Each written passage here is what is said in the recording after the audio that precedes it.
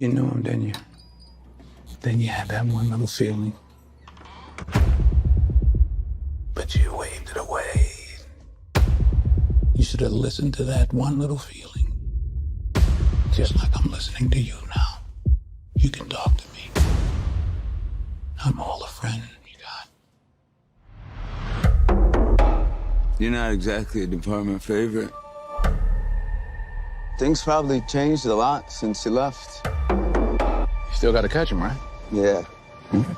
Not that much has changed then, right?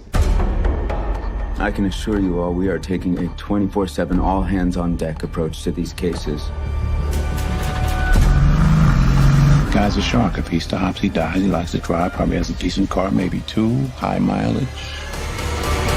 You must really like my car. I do. How's the trunk space? Something I gotta know. How's a guy with the best clearance rate in the department work 15 years without a promotion? Maybe I didn't go to the right church. When I look in your eyes, what I see, it ain't good.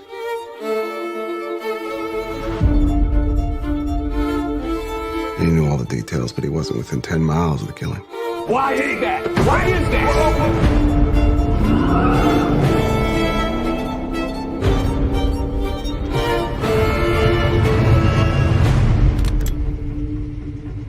How's the trunk space?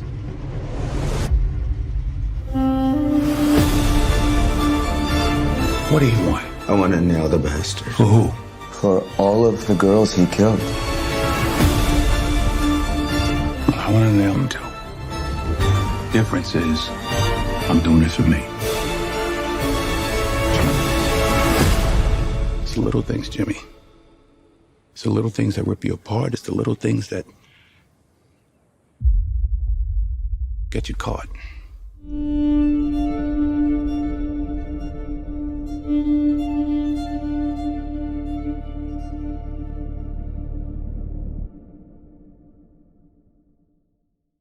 That was from the trailer for The Little Things.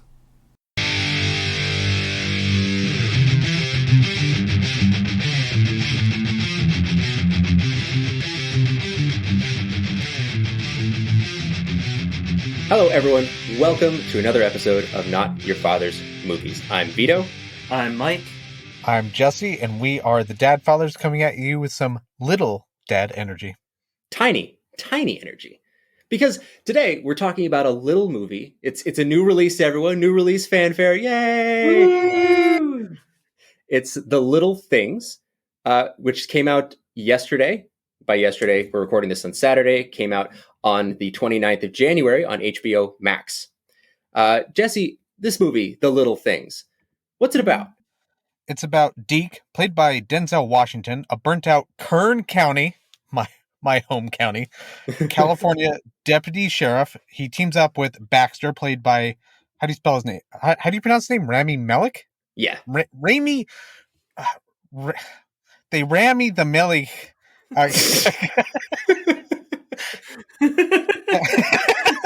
This is a very famous individual. This should not be hard to say.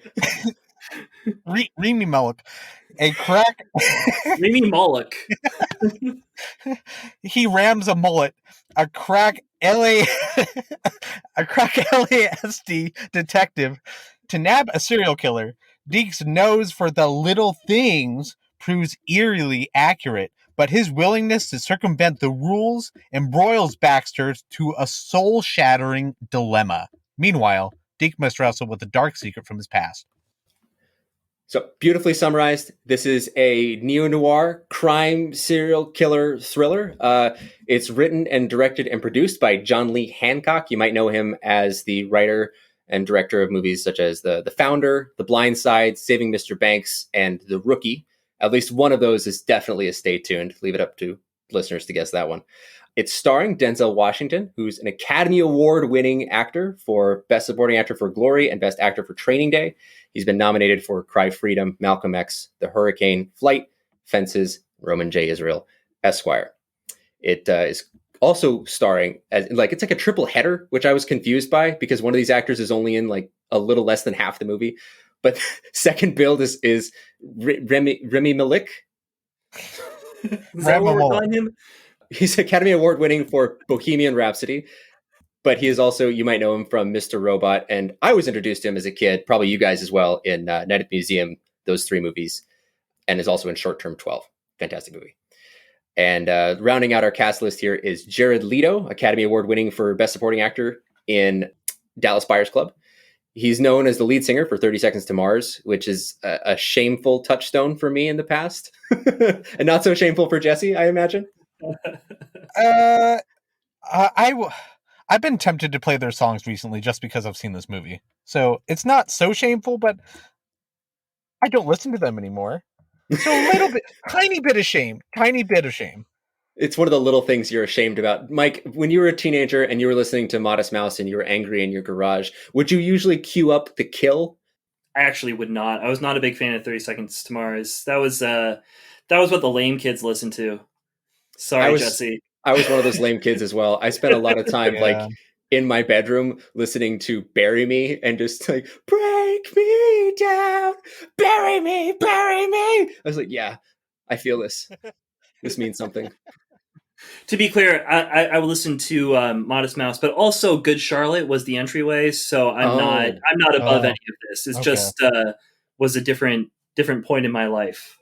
I like that. I also had a Good Charlotte phase. It actually ran concurrently with my 30 Seconds to Mars phase. It was it's like an ironic unhappy music. I enjoyed that. Yeah, same here. Same story. Anyway, he's also known as everyone's least favorite Joker in the Suicide Squad, as the bad guy that never gets his comeuppance in Blade Runner 2049.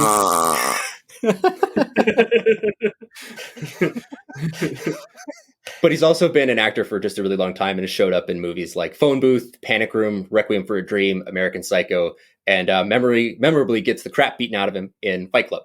So that guy. Oh yeah, that's right. He's also he's in Mr. Nobody, which is one of my favorite movies that people haven't really seen and don't really talk about, and they really should. I love that movie. Okay, I know that cover because it's like him with like slick black hair and it's just white everywhere, right? Yeah, that movie, you will never like imagine what it's about. Like you can't explain it, and you're like whatever you think it's about, it's not about that. High recommend here from Mike. I don't know how to take that. I now know it's not about a dude with black hair in a white area. A little bit, but mostly not. It's a really weird movie. I want to give a shout out to past guest Letney. This is a movie that Letney really, really loves as well. So you got something in common there, Mike. Really? He's got good taste. It's funny that you mentioned this is one of your favorite movies because you've literally never mentioned this movie to me. In years of friendship, you've never mentioned this movie to me. No, I definitely have. I know I have. Yeah, no. I like it comes up every once in a while with my wife. I'm just like, man, I need to see that movie again. That movie was just wild. She didn't really like it. Did you just conflate me with your wife? Maybe. Anyway, so this movie, John Lee Hancock has not gotten an Academy Award nomination, which is kind of funny considering he's writing, directing, and producing this project that he's had since 1990, predating a lot of the movies that a lot of people are upset at this movie for copying off of. But it is produced by an Academy Award winning producer, Mark Johnson, who won the Best Picture Oscar for Rain Man a couple years after this project was originally written and created way back when. So that's kind of all I have for our cast and crew. And I guess to just give a little note as to why we're choosing to do this one, it's because of Denzel Washington. Okay, everybody. The reason we're doing a new release on this movie is because it's a new Denzel.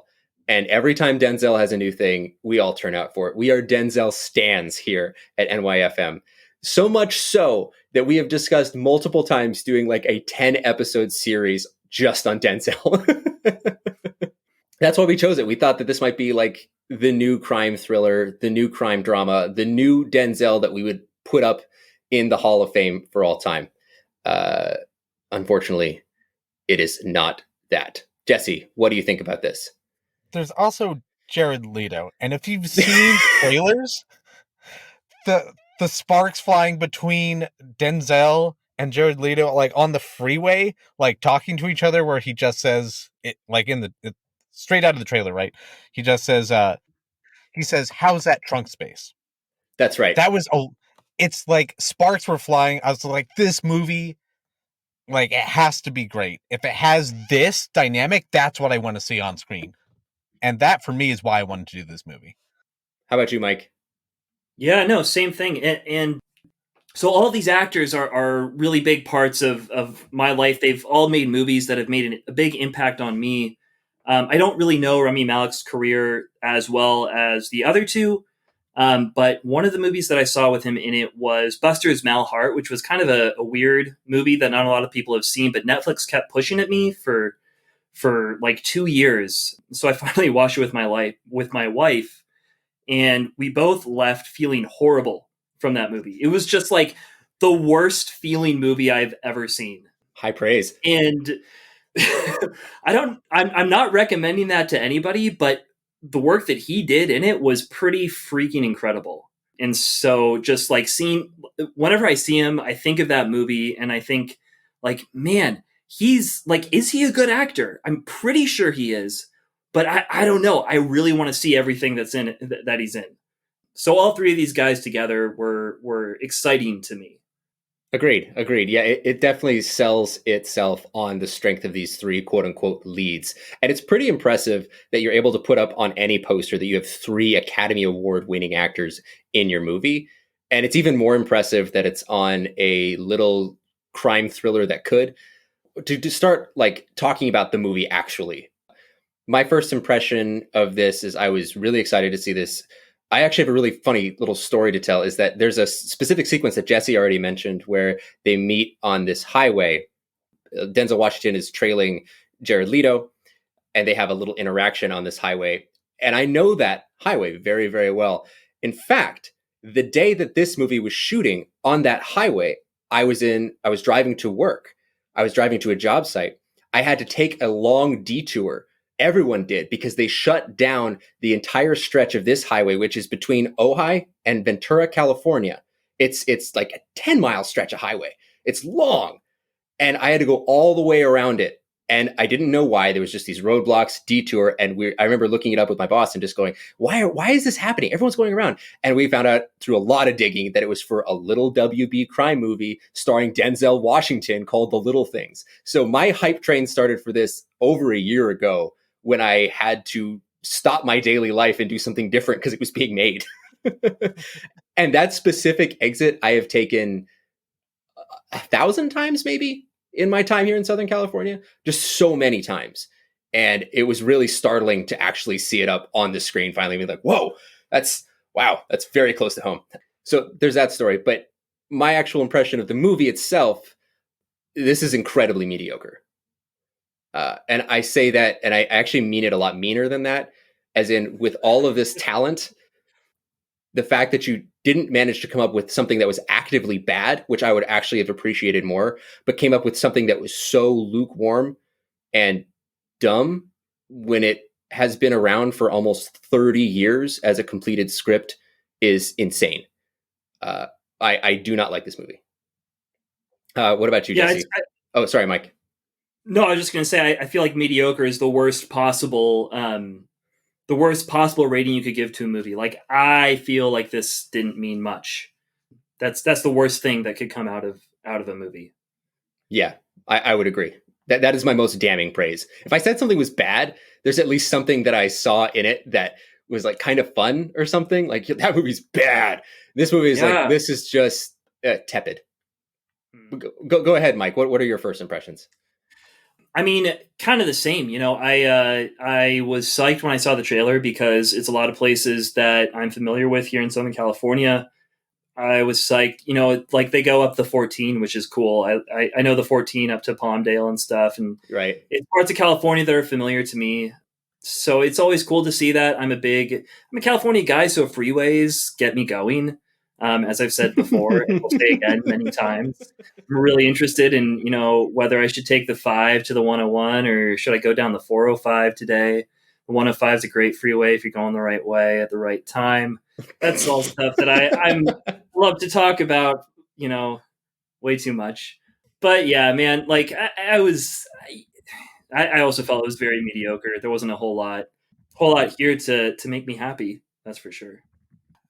So I first came to this movie. I watched half of it last night, and it was kind of the same thing. I for the locations and stuff, like there's Southern California, and I'm familiar with that. And then it starts out in Kern County, and then it flashes to a newspaper called the Bakersfield Californian, and I grew up reading that paper. I was like, ah, I know that. It was really cool because when does anything from Bakersfield ever get mentioned? Whenever it does, I freak out a little bit. And then you see he lives in like the worst place. I was like, well, yeah, that's Kern County, all right. Um, um, That's what I was thinking when I saw it. I was like, oh yeah, Kern County. yeah, Kern County. And then it's just really slow. It's really slow, and you're not quite sure like who all these girls are. You're having a hard time keeping track of what's going on a little bit. And then Denzel is giving like half of a performance. He's giving like the most drawn out dad drawl I could even possibly imagine for this character. And then I had to stop the movie because my daughter threw up on half of her bed. So then I spent the rest of my night working on that because, like, I walked into a room, she just comes at me like, "Dad!" with her like her arms outstretched. It's like, I don't want to touch you, child, but I have to. So I took care of that the rest of the night. Finished the rest of the movie today, and the thing is, between last night and today, I kept on wondering what's going to happen.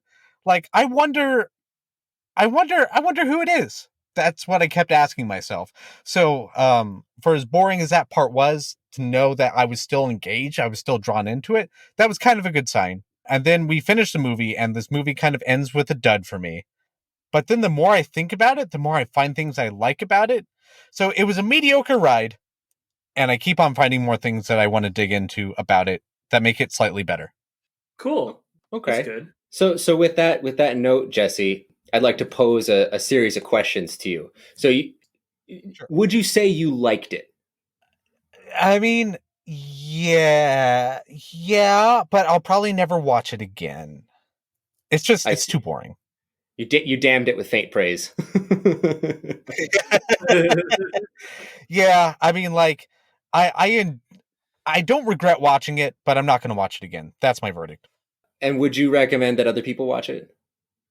No, but I will happily talk with you about it if you have seen it. Nice. On a scale of 1 to 5, okay, and we can use Letney's abridged system where he's including quarter stars, even though it's anarchy. What would you give this? I want to do fifths. Can we do fifths? 5 3/5 stars, 5 4/5. I would say no, but I know that Jesse's sort of leaning towards yes, so I feel like I'm going to get overruled. I mean, I want to say no. We could do quarter stars. Quarters are okay. For me, Good. though, I like it. I just want to do I want to do a solid 3.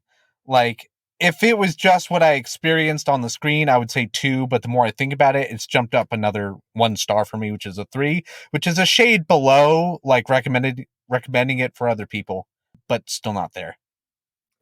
With our finally ending with our classic number of questions: is this a dad movie? Would you show it to your kids? And if so, when? No, and I don't think I'll care. There are other movies like this that I would rather show to my children. The younger, So, the no. better, right? Oh yeah. Oh, absolutely. When they're 0. Just when they're tiny babies, just introduce this darkness into their lives. No, this whole like sort of genre, I would like these sort of like new detective movies from like the past 20 years. I would probably safely do in the late teens. Yeah. I wouldn't want to see like an infant introducing them to Clarice, you know. I don't know. Mike, did you like this? Would you recommend it? I vaguely liked it. I mean, I enjoyed the time that I spent watching it. I didn't feel like I had wasted my time completely. Although, like, the end, I definitely was disappointed. But, it was fine. Like, I had a fine time. It built up. It was built up really well. In some ways, I thought it was very, like, trope heavy. I thought wasn't terribly well acted or directed, but it was fine. but I'm never going to see it again. I don't recommend seeing it. I mean, if you see it, if you want to see it, if you have a night and you're like, you know what, I want to see this new movie that just came out, like, go for it. Like, don't not see it, but I don't recommend it. As far as rating, I think I'd put it at a solid two stars, a little bit below average. And then it's definitely, I mean, you know, there's parts of it again that make it kind of dad-y. It's that dad-ish, dad-ish. Daddy. Make it daddy. I mean, it's Denzel, right? Like, Denzel is always going to be like a millennial dad movie. I think, and you know, it's about all the freeways in California. It's about Los Angeles. It's about areas that I consider home, but it's not something that I think is going to be a part of me or something that I want to show my kids. Like you said, Jesse, there's a lot more out there that does this better. Mm-hmm. That I'm far more excited to show my kids. Mm-hmm. Yeah, For sure. I'd have to say I did not like this. I would not recommend it. Not like what you're saying, Mike. I wouldn't actively warn people away from this movie. It's not. It just isn't much in my mind. And I would say if you really just want to see a new Denzel movie, go for it. But if you haven't seen a lot of the other classics that are in his back catalog, or a lot of the movies that have come out before this that do this much, much better, you should just watch those instead. You know, your time is wasted unless you have already seen those things. Don't start with this. Don't start with this one. There's better things that explore endings like this better, that do the crime thriller noir detective thing better. Just, there's better things. Find the better things first. Star rating, I give this 1.5 stars. I give it a half star for the Southern California setting and the recognizable places. I give it a half star for Jared Leto in a crackerjack, bizarro performance that, like, I don't know if it's good, but it's really fun to watch.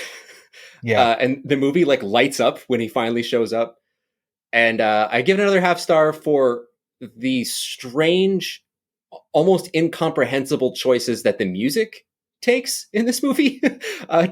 Thomas Newman is doing something very strange, and he's not known for doing quote unquote strange things. But when I was listening to this, I was thinking of his work on American Beauty and on Road to Perdition. And there's definitely some things I recognize from there, and some choices he's making, and they're bold, and I appreciated those. Yeah, not a dad movie. I'm never going to show this to my kids, really, for any reason, for all the reasons I actually cited. Yeah, just, it's a whiff. It's a swing and a miss for me. Well, given all that, I think that if you're just listening, just to get our first impressions, this is where we're going to close that. We've shied away from the twists and turns of this movie, and we're going to move into a spoiler section starting now. So if you want this movie to be spoiled because you don't care about it, or you want it to be spoiled because you watched it, keep on listening. But otherwise, tune out. Thank you. Okay, so I want to open it up. Whoever wants to go first here about this ending. What did you guys think? I'll go first. So it was a big old dud. It was a big old dud because I really wanted something different. I don't know. This seemed like such a dark movie. It was very clear that it was moving towards like everybody kind of being unlikable at the end and making shady decisions. And I kind of wanted that pushed a little bit. I wanted that pushed to an extreme. That's what I was hoping for. Instead, we get this like meteoric dud. And it's just like, okay, there's a red beret or whatever. And then like Denzel goes back to his life. It's almost unclear why he was even there at that point. And then everybody's evil and you just hate the world. You hate everybody and you're like, why was I along for this ride? But then the more I was thinking about the movie, the more I realized that everybody being evil at the end, and them, because like he commits the murder. What's his face?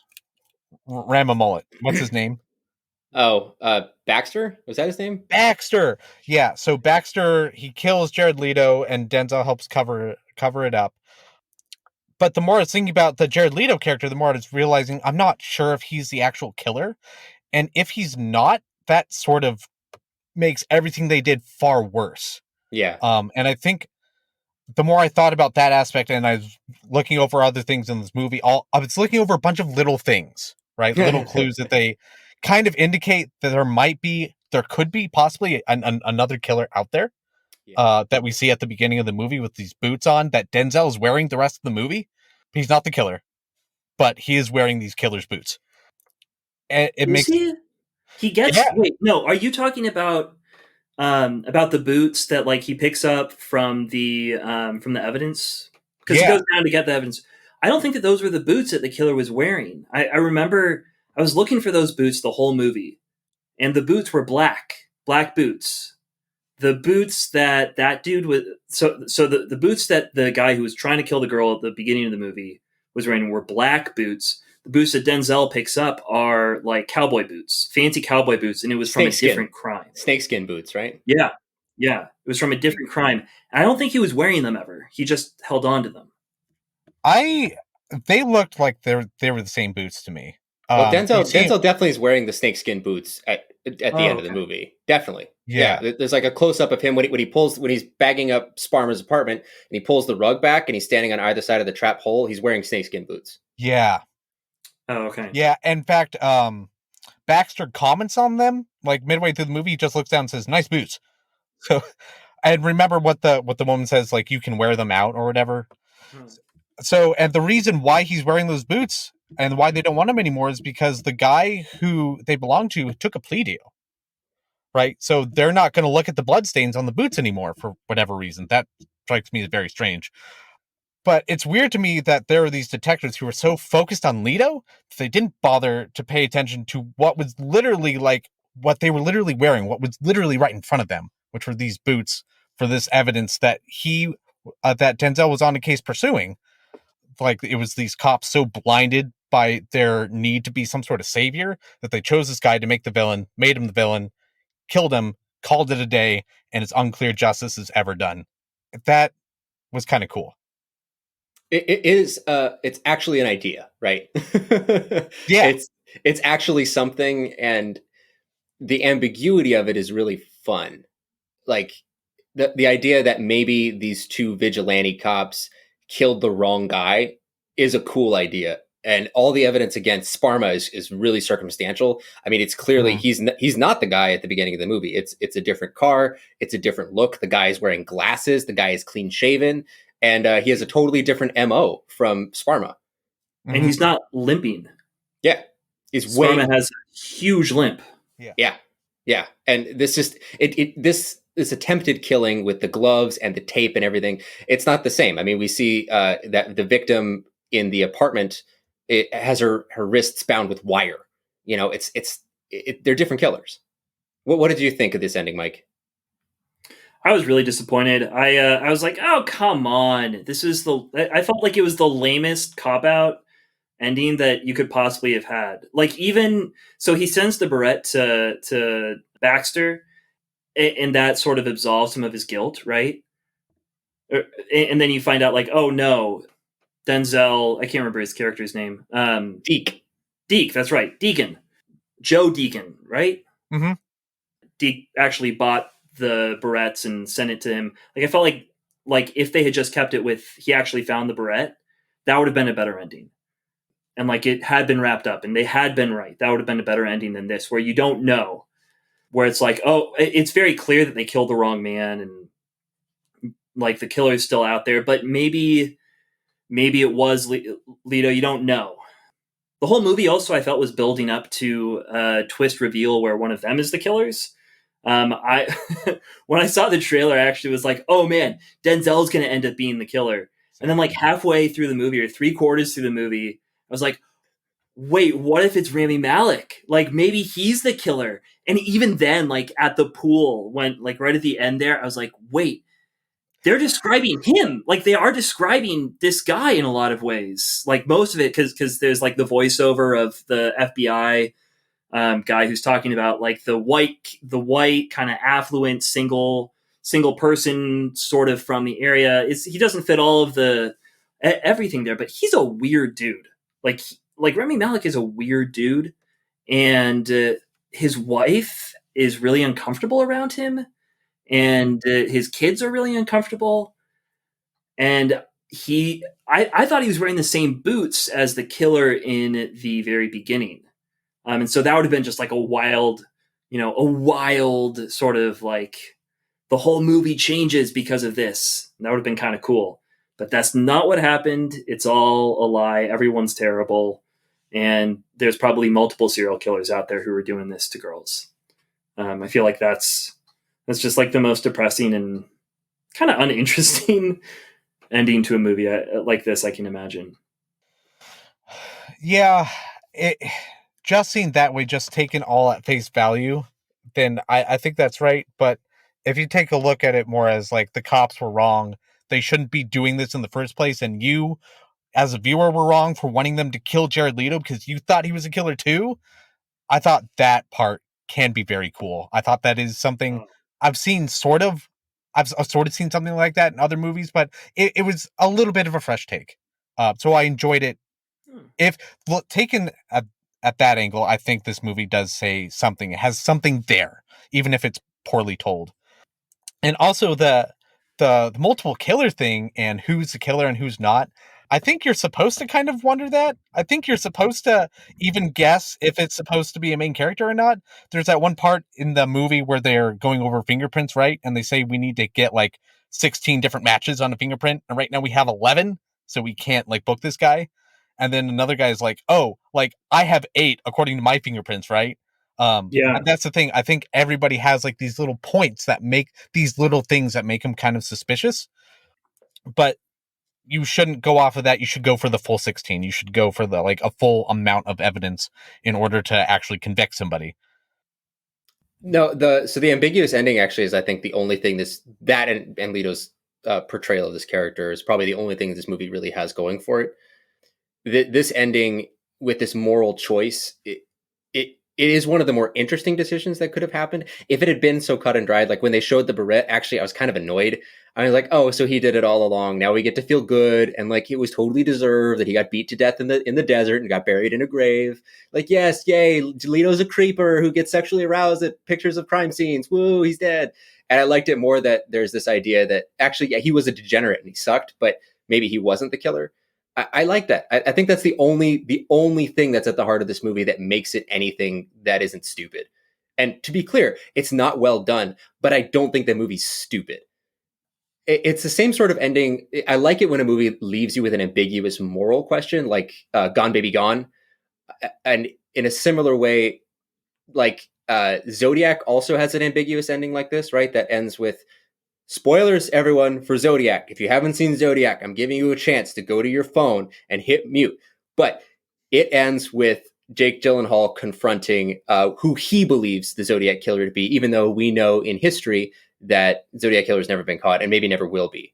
It's ambiguous because you're not sure. There's no real evidence for him. In fact, as you're saying, Jesse, all of the fingerprint analysis, all the handwriting analysis, all of it comes back negative on this guy. But he's really, really sure he did it, you know? And that's sort of what's going on here. That's what I mean by this movie. It is aping those movies because it's coming out 13 years after those movies did, even though it predated them in existence. But if he's had all this time with this material, he should have updated it. He really should have, to acknowledge that these things already existed. And it doesn't matter if you got here first, you really kind of got here last, dude. This ending is the only thing in the movie that vaguely works for me. You know, I at least left feeling something, you know, something. Yeah, that's a good point. Let me just like clarify. I guess in general, I'd say I like the ambiguous endings. And I do, but I felt like this movie, the way it was, I kept questioning, like, oh, is this a movie where we've got a morally ambiguous universe, or is it one where it's going to be a cut and dry, like, this is a cop movie. They're generally cops, and like this is going to be a straightforward. They're trying to find the killer. They're, you know, whatever. It's just a straightforward movie. And then I guess what I mean is just it felt like a lot of things were pasted together from other things that were a lot better. They were like, oh, this was a cool thing that we saw here. Let's grab from here.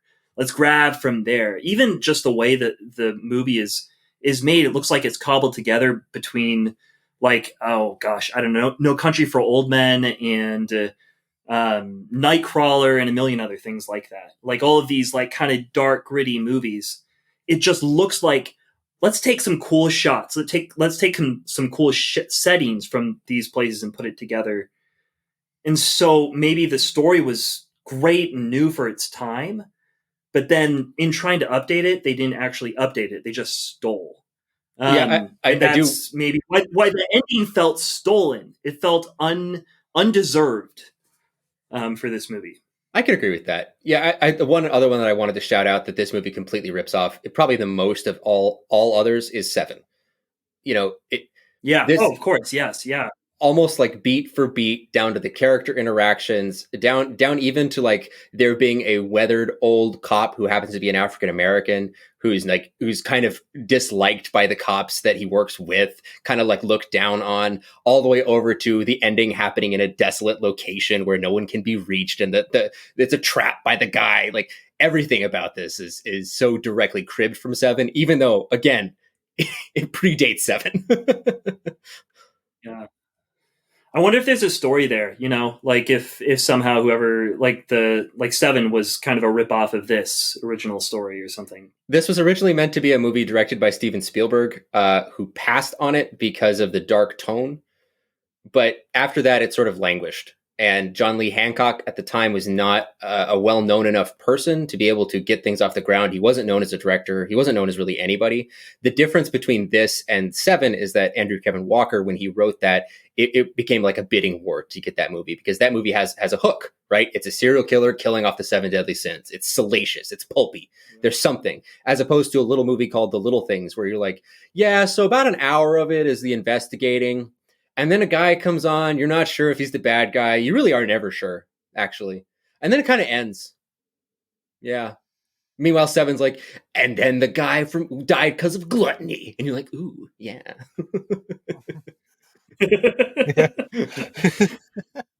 Well, okay, so maybe like the movie in general, like Jesse, you've said a few things that you liked about it. What could you say a little bit more about that? Like, what do you think works about this, or what doesn't work about the rest of the movie beyond that ending? Oh, I mean, I think at the end of the day, there's more that doesn't work than does work. But in terms of what does, I like the fact that all the scenes seem intentional. Like for a movie called The Little Things, I expect there to be little things, little Easter eggs hidden everywhere to indicate like who a killer is or not. And I think that's in there. I feel like if I dig deep enough, and every time I do, I find something new in the movie. I look up different scenes on the internet. I find cool new things, cool new theories, cool new little plot lines that I just completely missed. Or it's things like, yeah, maybe there are 2 serial killers, because like if you look in the trunk for when the first guy opens it up, then you see that he doesn't have the same materials that they're talking about, like to kill those guys, like you were mentioning earlier, like wire instead of duct tape. Or the whole idea of the boots, like you can watch a whole movie and not recognize what's happening with the boots, or the fact that he's wearing the killer's boots, and that's fine. You will have watched a whole story, but you can go back and that'll give like a different take. So for a movie called The Little Things, I expected that and I got that and I like that. And then for things that like don't work in the movie, personally, to me, I did not like the music. The music, like, it was so cheesy 90s. Like, I didn't think it fit scenes sometimes. I'm just like, this is really dark. I feel like we're getting something a little more upbeat here. What's going on? I don't know. Music didn't cut it for me. Also, like, the pacing of this movie is really slow and weird. It's like bad. The camera's It's actually bad. Yeah. Yeah. The pacing is bad. The way the camera, like, it changes multiple times in one scene to the point where it's hard to figure out what's going on in a scene. That's bad. The editing like on the that whole 3-way conversation is like, it's garbage. It's garbage. That whole scene is like, what is going on? Yeah, I guess that's what I mean when I say this is a poorly put together movie. If this was in, I feel like this was in capable hands. It's just like people kind of half-assed a lot of it. And if they had just given their all, I think this could have been something decent in this genre. And what we have is something like sub-decent. with a lot of little Easter eggs hidden around everywhere, which I like. What do you think, Mike? Yeah, I mean, I'd probably say about the same thing. I do like. There's a part of me that's like, oh man, I wonder if you could figure out who they want you to think the murderer is. Which is like, I don't know, maybe that's the thing that I'm most interested in. Is like, do they want you to like know that there's someone? Because it's called the little things, and the quote comes up like a couple of times where it's like, the little things are what catch you, which is why I thought one of the cops was going to be the serial killer, because like Denzel says, it's the little things that catch you. Like he's afraid of getting caught by the little things, or like he's going to catch Remy by the little things, or they're going to catch someone. But that just doesn't pan out, which is lame. But so like a part of me wants to go back and like figure it all out. And then I'm like, you know what? This movie isn't worth it. It's not really worth my time. That's mostly how I feel about it. If it's like this movie is only going to be good if you do the digging and do a lot of like work and extracurricular activity, I'm just. To be fair, I also think it didn't give me enough. You're giving it like way too much credit. I don't think it's there. Like I don't think this is like a hidden genius where if you like look at it hard enough and long enough, you'll know for sure. I don't think you will. That I agree with you, but like there's a part of me that's like, no, they couldn't have done this. Like it's got to be there. I'm just not smart enough. It's just that they're lazy. That's why. No, that's not why. I'm sorry. It's not that they're lazy. That is just not the point of the movie. Right? So it's not there. Right. The point is not to know, right? That's the point. Yeah. Yeah, that's the point is not to know. I did like that one bit where, because the car in the beginning, before the little things shows up on the screen, is blue, and they make a very clear a way for you to see the license plate. So I immediately said, oh, okay, 4-door, blue license plate. In the memory. Going to look for it now. Never shows up again. You never see it again. In fact, a tan car is one you see next. And then you see Jared Leto's car, which is bright green. But when Denzel goes to look through the window of the green car, Leto comes out and says, oh, what are you looking for? Can I help you? He says, yeah, I'm looking to buy your car. And then he says, oh no, I already sold it. And you see the for sale sign on the ground. And I was going, that's kind of fun. I wonder what car he had. Was it a blue car? Was it a tan car? Have we seen him already in this movie? I don't know.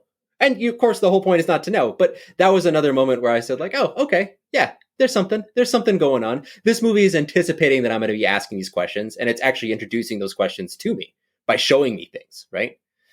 Mm-hmm. That stuff's fun. Yeah. Yeah.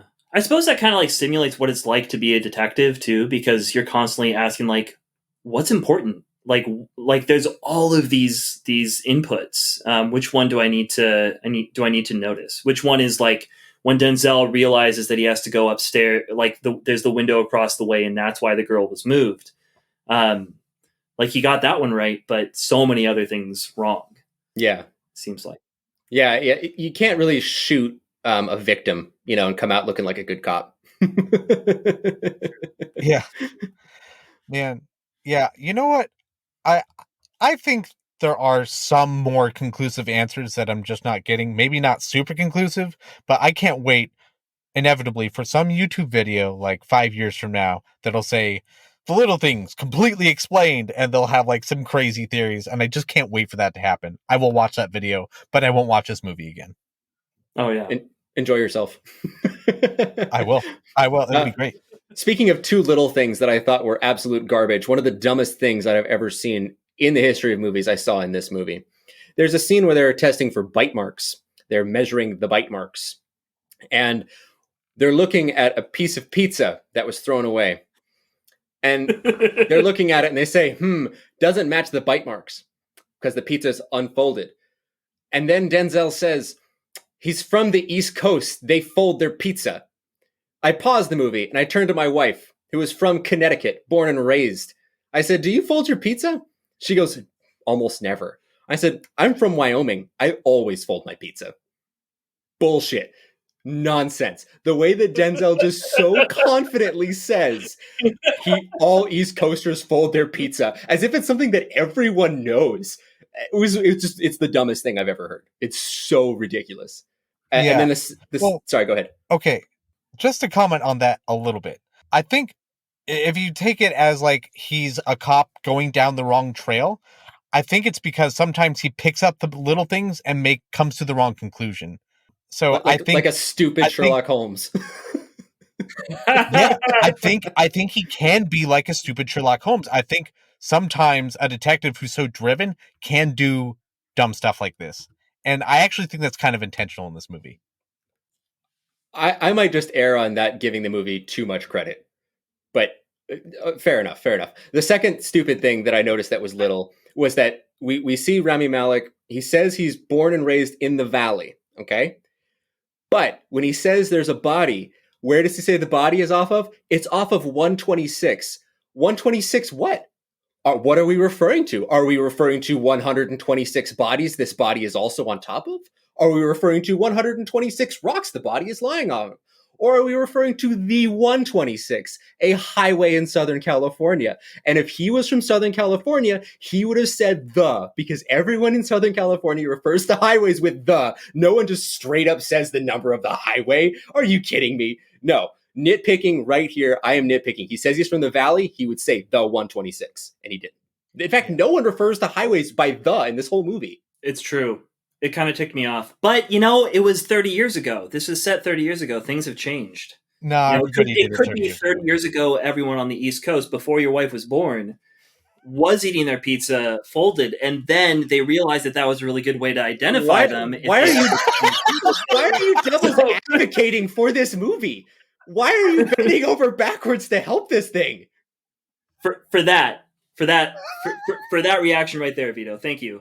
That was a bunch of garbage. This is a little thing that pissed me off, and see what you did right here. All right. Well, any closing thoughts just about this movie before we move on? I'm really excited to see other movies in 2021.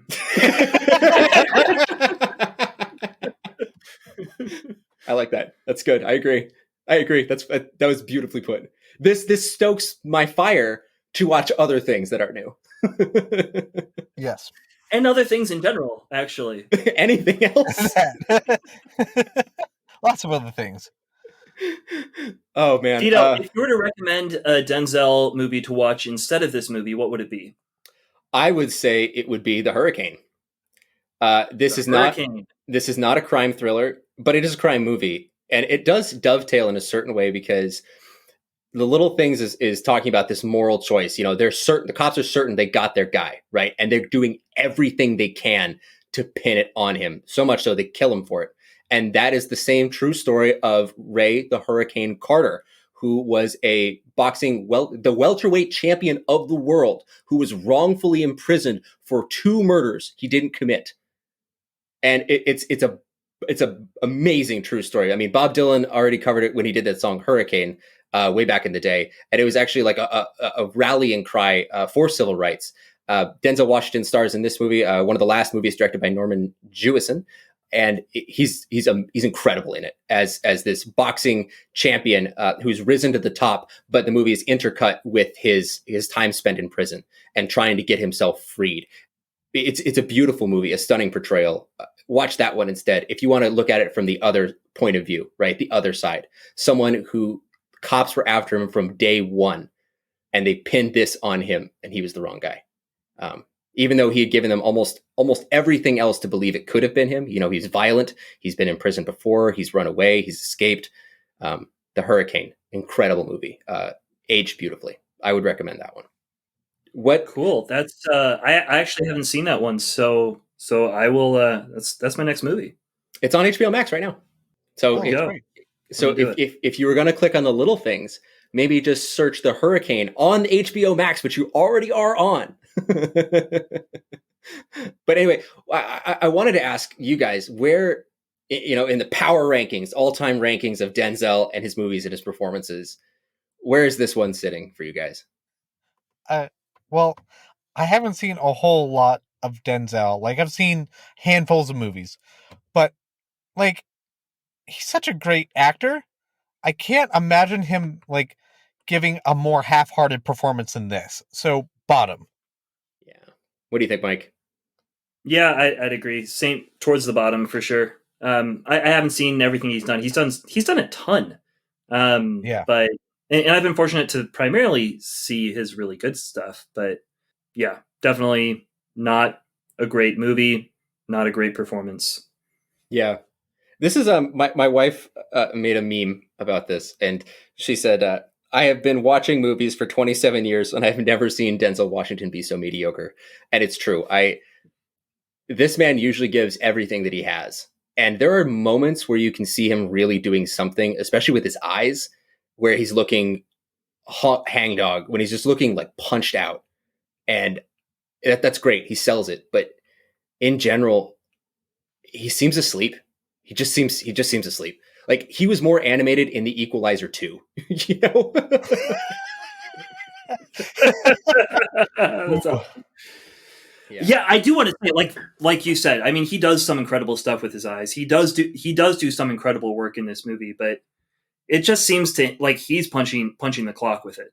Like he's just like, I just need to get out of here. I signed on to this. I shouldn't have. I do not like this movie. I mean, he also does some weird things. Like, I don't think we've talked about the weirdest scene in this movie. At least for me, it's when he's talking to the dead girl on the tray or whatever, and it's like I can't even remember what he says. He's just really creepy. And it's like, I'm not sure, based off this portrayal, how I'm supposed to feel right now. And I feel like I should be feeling something other than I'm creeped out. But that's all I feel. I wasn't creeped out at that scene. That scene and the scene with the angels in his room, like I just thought he's doing a really good job of being tortured in a. And this is another prop I have to give to the little things here is I've never seen that scene played out that way. You know, I've seen him be tortured and I've seen many characters be tortured and looked at pictures on the walls and beat themselves up, but I've never seen on-screen portrayals of them as if they're in the room with him, as he would be seeing them in his mind's eye, and especially not an animated corpse on a gurney. I really liked it. I thought it was good. Hold on. Those parts where the corpses come to life, that was kind of cool. No, I'm talking about like there's a dead girl on the tray. She's not moving. He's just talking to her. Oh, I like that too. I don't know. When he says like, I'm your, like, doesn't he tell her like, I'm your angel. I'm going to figure this out for you or something like that. I'm going to figure this out for you. There was just one moment and you should have said yes or something like that. It was really weird. Yeah, Jesse, I actually thought that kind of went along with what you were saying earlier about sort of the morally ambiguous or just ambiguous nature of the characters in this movie, where you're not sure what people's motivations are, because it's not really clear what his relationship to young women is. There's a couple of weird scenes that kind of culminate with you realizing that like he's got the ghosts of these young women who he wasn't able to clear up their crime sort of following him around. But like the scene when he's driving down the freeway and there's the car full of girls and he like looks at them and they kind of have like a nice interchange, but then it gets creepy. Like it gets weird. Like the girl gets creeped out. He doesn't do anything creepy. He doesn't do anything especially weird, but it's like there's something in his eyes. And they keep talking about his eyes. Like your eyes don't look good. It's not like you look sad. It's like you look bad. Like you do not look like a good human. You look broken and very dark. He's haunted, right? Yeah, haunted, but almost more than that. What's more than haunted? Like you've chosen to be haunted. You've chosen sort of an evil. Well, as he says, right, to be a part of your life. As he says, like he's haunted by these angels, right? That's what he says. He says that they're with him always, and we see that this company of victims around him that he's contributed to, right? He's a killer himself. So he's not only like dogged by the specters of an unsolved crime, but he's also dogged by his own crime that he's been complicit in and covered up and never received punishment for, right? Yeah. I think I guess that's what I mean. Like haunted, people can be haunted because they did something bad or because like something bad happened around them. He's haunted because he considers himself to be a bad person. He thinks he's a bad person, right, and that shines through his eyes. He's got like trauma from that. And you see that, and then you kind of like, so you're unclear. You're like, I don't know, maybe this guy who moved out to the boonies is the serial killer, but then you're able to figure out like, no, he's not. I think you're not supposed to think that he is at the end. He's just an incredibly broken human. Yeah. I think we've answered just about everything that we got for this movie. Do you guys have any little things? What's up with the rabbit split? Oh, yeah. No idea. It's there. It's a red rabbit's foot, much like a red herring. There's a lot of details in this movie that they focused on where I was kind of like, okay, that's something. And then it just never came back in any way. Like Yeah. he finds the knife in Leto's apartment, right? And you're like, okay, there's a knife. And then there's like all the newspaper clippings, and you go, okay, there's newspaper clippings. Okay, he's reading Helter Skelter. Like, yeah, he's a creepy guy. I don't know what you want from me. You keep giving me details that he's a creepy guy. You know, it just seems like a lot for not much. Like it's a long equation that doesn't equal out into something at the end. Yeah, it's a movie about red herrings. Yeah, that's it. Honestly, that's the best way to describe it. It's a dark movie about red herrings. It's a movie about dark herrings, if you will. There you go. I don't know. That sounds fishy. Movie about. Awesome. Well, I think that about wraps it up for all of us here. As far as we are on the little things, as far as Vito says, I say don't bother, but whatever. Jesse, final thought? I mean, not much about the movie. I think I've said everything I wanted to say. I did want to say we are interrupting our normal Hollywood scheduling, and we're going to release one more Hollywood episode, and that's going to be on the Muppets. The Muppet movie! The Muppet movie! Woo! It's and pretty I'm fantastic. so excited. That one's so much fun. Yeah, it's great. Yeah. Also about LA. Also about LA. Sort We've been in LA for a long time. Too long. Too long. Time to get out. Yeah, we need to do something that makes us go anywhere else in the world. That'd be great. All right, Mike, anything else from you before we wrap up? I got nothing else, man. Well, from Not Your Father's Movies, I'm Vito. I'm Mike. I'm Jesse. Good night.